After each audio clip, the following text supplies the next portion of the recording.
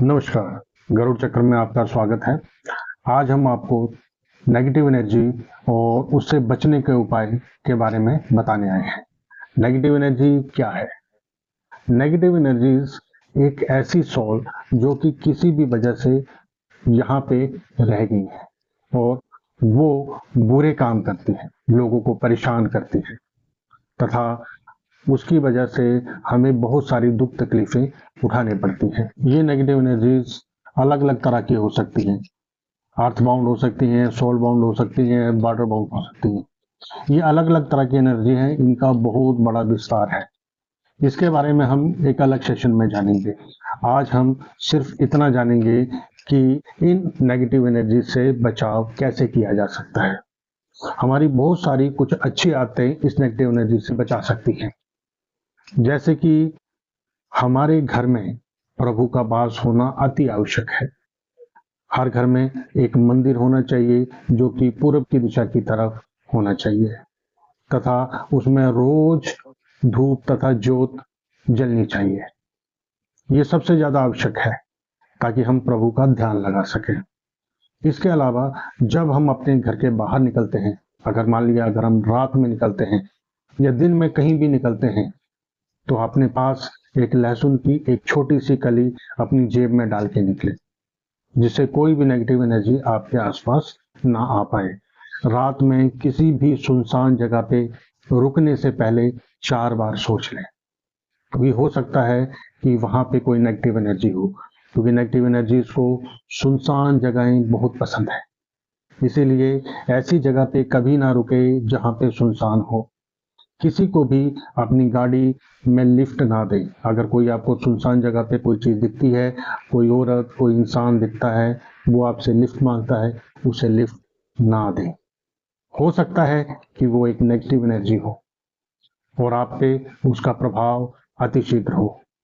आप चुपचाप राम हनुमान जी का नाम लेके आप आगे बढ़ सकते हैं। ध्यान रखें, अगर आपको चलते हुए किसी भी मंदिर पे जाने अनजाने में किसी भी तरीके से उसका तिरस्कार ना करें। ऐसी चीज ना कहें कि ये तो कोई चीज ही नहीं है, इधर कुछ नहीं है और हमें कोई फर्क नहीं पड़ता। जाने अनजाने अगर सच में वहां पे कोई नेगेटिव एनर्जी हुई तो वो आपके साथ चल पड़ेगी। बार बार परेशान करने से कोई भी नेगेटिव एनर्जी बड़ी जल्दी भड़क जाती है। इसलिए हमें इन चीजों का खास ध्यान रखना है। कभी भी आप रात में कहीं से भी बाहर से आते हैं तो सबसे पहले घर के अंदर प्रवेश करने से पहले आपने क्या करना है, पानी के छींटे लेने हैं, जिससे कि वो एनर्जी बाहर ही रुक जाए। कभी भी दोपहर में आप जल के पास या रात में जल के पास अकेले एकांत जगह पे ना जाएं। यहाँ पर वाटर बाउंड एनर्जीज हो सकती हैं जो कि आपको नुकसान पहुंचा सकती हैं। कई बार आपने सुना होगा कि एक अच्छा तैराक था लेकिन पानी में वो खिसता चला गया। क्यों? क्योंकि वहां पे एनर्जी थी। वो एनर्जी इंसान को खींच लेती है, चाहे वो कितना ही पानी में तैरने में निपुण हो, फिर भी वो एनर्जी उसको खींच लेती है। इसीलिए दोपहर में कभी भी एकांत जल के पास ना जाए। कभी भी रात में सेंट लगा के, इत्र लगा के कहीं बाहर घूमने ना जाए। इन चीजों का ध्यान रखें। ये तो हुआ बाहर का, जहाँ पे बाहर हमें क्या क्या नुकसान हो सकते हैं। किसी पीपल या बरगद के पेड़ के पास बड़ी जल्दी नकारात्मक ऊर्जाएं या कुछ ऊर्जाएं संक्रित होती हैं, वो आपके साथ चल सकती है। आपको ध्यान रखना है कि इस संसार में आप अकेले नहीं हैं। बहुत सारी चीजें इस संसार में इकट्ठा एक जगह रहती हैं, इसीलिए इस चीज का खास ख्याल रखें। अपने बच्चों का ध्यान रखें। बच्चों का ध्यान कैसे रख सकते हैं? आप कहेंगे बच्चे तो हर जगह जाते हैं, हर जगह खेलते हैं, कूदते हैं। जी हाँ, हमारे शरीर में, हमारे शरीर के आसपास, जैसे आपने देखा होगा कि भगवान के आसपास एक आभा मंडल जुड़ा सा रहता है, वैसे ही हमारे शरीर के चारों तरफ एक ओरा की परत रहती है। जो कि हमारा एक ओरा होता है। हमारा शरीर एक रोशनी एमिट करता है जिसे ओरा कहते हैं। ये ओरा की 7 परतें रहती हैं। अच्छा, जिसका सबसे कम ओरा होता है, चीजें उस पे बड़ी जल्दी अटैक करती है। जो व्यक्ति ध्यान नहीं करता, क्रिया नहीं करता, ये ओरा 2 चीजों से कमाया जा सकता है। या तो ईश्वर ने आपको जन्मजात इस ओरा आपके अंदर दिया हुआ है, या फिर ध्यान क्रियाओं से इस ओरा को बढ़ाया जा सकता है। जितना कम ओरा होगा, उतनी जल्दी आप नेगेटिव एनर्जी की चपेट में आ सकते हैं। आप महसूस करेंगे कि घर में लड़ाई झगड़े, तुरंत लड़ाई झगड़े, वो नेगेटिव एनर्जी के इफेक्ट्स भी हो सकते हैं। हाँ, ये बात भी सच है कि जब हम केसेस को देखते हैं तो 100 में से खाली 10% ही केस नेगेटिव एनर्जी के जेन्युइन होते हैं। 90% साइकोलॉजिकल भी हो सकते हैं। लेकिन जो ये 10% केसेस हैं, यही चीज इंसान के जीवन में बहुत बड़ी प्रॉब्लम्स ला सकती हैं। अगर आप कोई नया घर लें तो उसकी शुद्धि करा के ही उसमें प्रवेश करें। उस घर के बारे में पहले जानें कि कौन वहां पे रहा है, किस हालात में कोई उसको बेच के जा रहा है, तभी आप उस घर में प्रवेश करें। नहीं तो आप नेगेटिव एनर्जी की चपेट में खुद को और अपने परिवार को ला सकते हैं। आपको इस बात का ध्यान रखना है कि आप किस तरह के, किस माहौल में या किस तरीके की एनर्जीज के साथ रह रहे हैं। घर में तुलसी का पौधा एक स्वच्छ वातावरण को उत्पन्न करता है।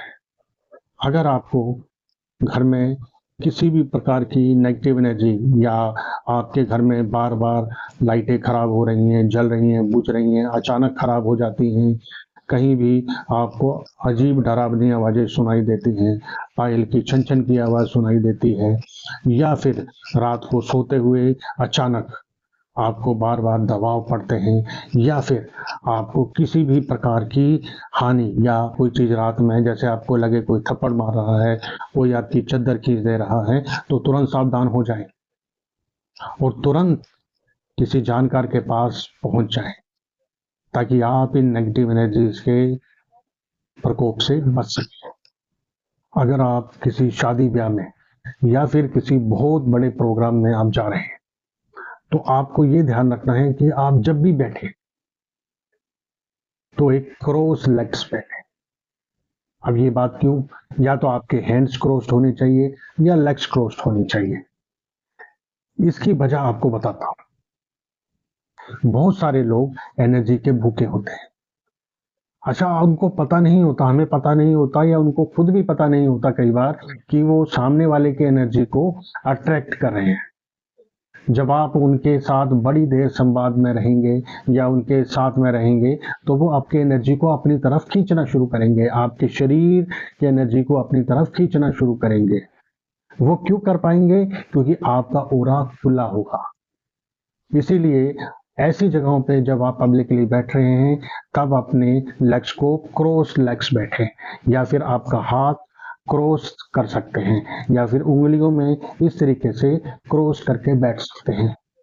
इससे आपका ऑरा ब्लॉक होता है, आप किसी को अपनी एनर्जी नहीं दे पाते हैं। तो इससे आपकी एनर्जी या आपकी शरीर की एनर्जी आपके पास ही रहती है। इसीलिए ऐसे एनर्जी हंटर से आपको बच के रहना है। तथा साथ में ऐसी जगहों पे, समारोह में, आपको एक और चीज ध्यान रखनी है। वो क्या? कि आपको कभी भी किसी का दिया हुआ जूठा पानी या खाना, ड्रिंक नहीं लेना है। क्यों? क्योंकि अगर वो व्यक्ति अपना जूठा करके आपको पिलाता है और वापिस वो अपने पास पीता है, तो मतलब कहीं ना कहीं वो एनर्जी अपनी तरफ खींच रहा है, आपकी एनर्जी अपनी तरफ खींच रहा है। आपको इससे बचना है। फिर आपको एक चीज और ध्यान रखनी है कि किसी को भी अपने कपड़े पहनने के लिए ना दें, क्योंकि आपकी एनर्जी में, आपके कपड़ों में आपका डीएनए होता है, आपके बाल होते हैं, तो वो आपके लिए नुकसानदायक हो सकता है।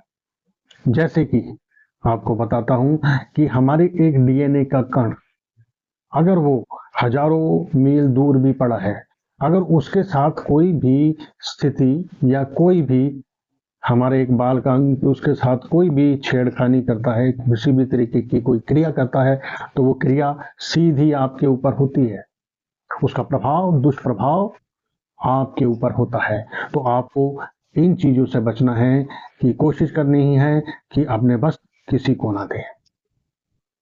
इसके पश्चात कुछ लोग आपके नेगेटिव एनर्जी आपके ऊपर क्रिया करते हैं। तो अगर क्रिया करते हैं तो आपको अचानक अपने आसपास एक एबनॉर्मल बिहेवियर महसूस होगा। जब आपको इस तरीके का कोई भी एबनॉर्मल बिहेवियर महसूस हो, जहां पे आप एक छल, आपको लगे कि हर जगह छल हो रहा है, छल यानी कि कोई चीज अचानक आपके सामने से निकलती है और फिर आप देखते हैं तो वो नहीं है, बार बार इस तरीके का छल होना, ये एक बहुत गंभीर समस्या है। इसे बचने के लिए आप यथोचित व्यक्ति के पास पहुंचे तथा अपने ऊपर की गई मारण या क्रिया, किसी भी मारण क्रिया या किसी भी प्रकार की गई क्रिया से आप उसको बचाएं। आज के सेशन में इतना ही। एनर्जीज और उनसे प्रोटेक्शन के लिए कुछ और भी आपको कुछ जानना है तो आप कमेंट बॉक्स में लिख सकते हैं, और सब्सक्राइब जरूर करें। धन्यवाद।